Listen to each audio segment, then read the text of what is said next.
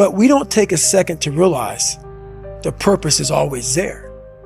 The purpose never leaves us because the very purpose is you. You are always the purpose.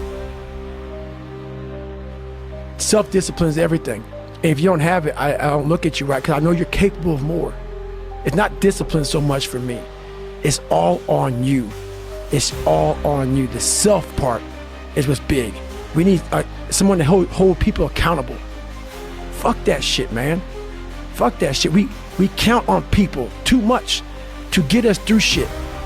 And we look to our right, we look to our left, we're looking for help.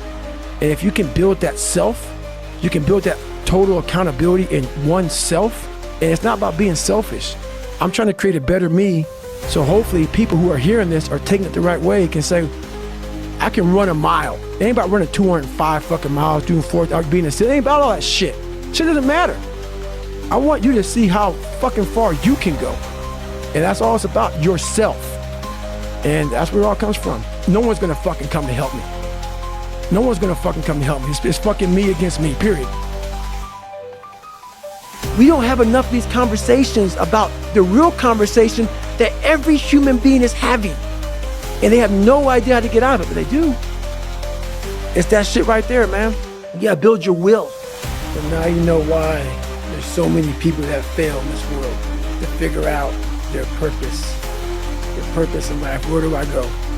Because to grow that, it don't look fun. It don't look fun. So it's a choice that people have to make in life. There's been this unrelenting voice in my head. We all have this voice. It's the right or wrong voice. And a lot of times that voice guides us into comfort. And my voice guided me into comfort a lot. But I have this other voice I heard my whole life saying, hey, motherfucker, what are you doing? Nah, man, we gotta go over here. We gotta go over here to that rock pile over in the fucking corner where nobody's at. That's where victory's at. We're over in that corner.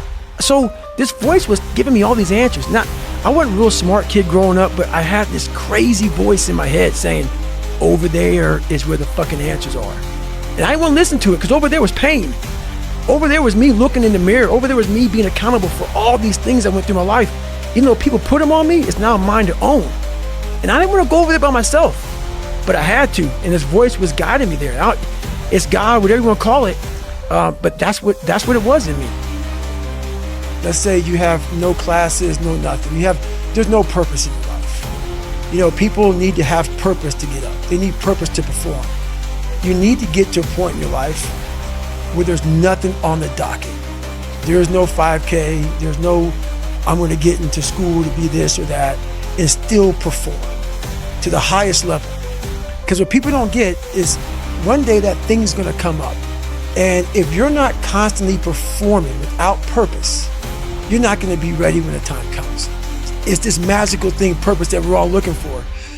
But what's funny about it all is that we need these things to perform. But we don't take a second to realize the purpose is always there. The purpose never leaves us because the very purpose is you. You are always the purpose. There may be another purpose, like being a SEAL or going to college or whatever, but the main purpose in life is you.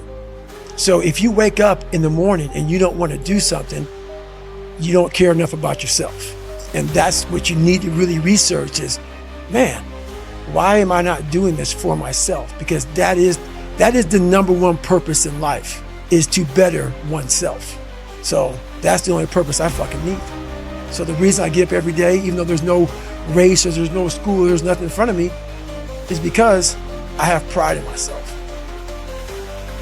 And so while people love to show you the cars and the house and the vacations and shit, all that's good, all that's happy. I'm gonna show you the side that I know most of you are going through. And people hide very well.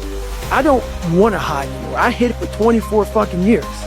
I'm gonna teach you how to be vulnerable. Because that's the only way you fix yourself.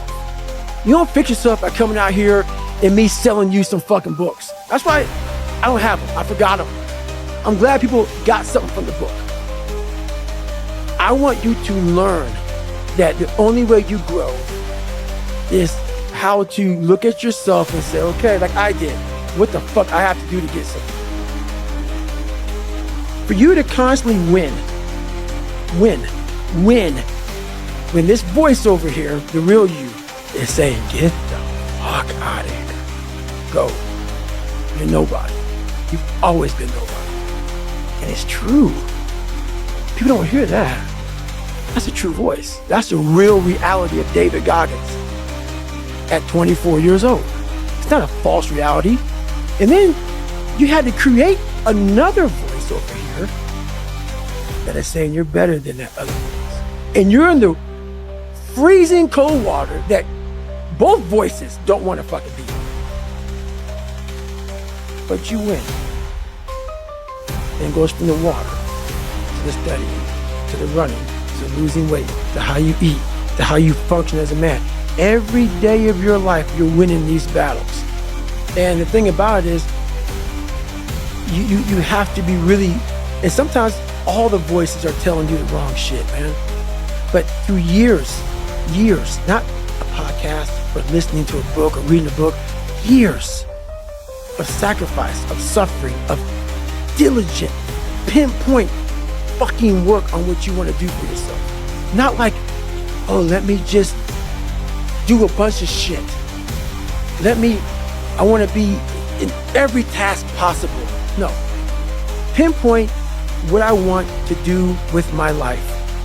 What happens is you have all these voices that are telling you you're fucked up and this could be hard, but for some reason, you put so much practice into you that you can ignore every one of them that are telling you you're not gonna fucking make it and still be able to fucking make it. Because you have put the practice in that you know this is the process. It's such a daunting task that all the voices are saying no. But you still have the conviction that I know I can do this. And that's what it took for me to get here 30 years ago, 25 years ago, hype train. And ever since then, every voice was like, you're fucking nuts. Life is one big psychological warfare that you play on yourself. You play on yourself, man. The most important conversation I ever had is with myself. And the shit I was telling myself was so fucked up, it was so wrong, it was so misguided. And other people start to write that dialogue for you also. And it starts to be what you say to yourself every single day. And I started creating a whole nother warfare, a whole nother battle started becoming. I was like, oh, hang on a second, Goggins. You have these tools. You have these tools. Your life was basically the perfect grounds for training for where you need to go in your life. All the beatings, all the bullying, all the, you going through learning disabilities, all the struggles. It was the absolute perfect training ground for you to go to where you need to go. And that's how I started looking at my life versus woe is me, poopy pants, kick a rock down the street mentality. It was, nah, God just hooked you right the fuck up. He hooked you right up, man, with the perfect place. You were training. You had the advantage of everybody else versus, my God, they're so above me. They came from a great family. Mom and dad love them. They didn't have to learn, they didn't stutter, they didn't struggle. No, man, your struggle is what made you who you are now. You have to want it. You have to want to be better. And it starts off with you have to have pride in yourself. You have to have pride in yourself. You have to have, there's something about you, whether it's your last name, whether it's just the smallest thing, you have to be proud of yourself. And if you have no pride in yourself, I can't give it to you. I'm very proud of myself. That's why when people said, you no way you can do better than Can't Hurt Me. Roger that.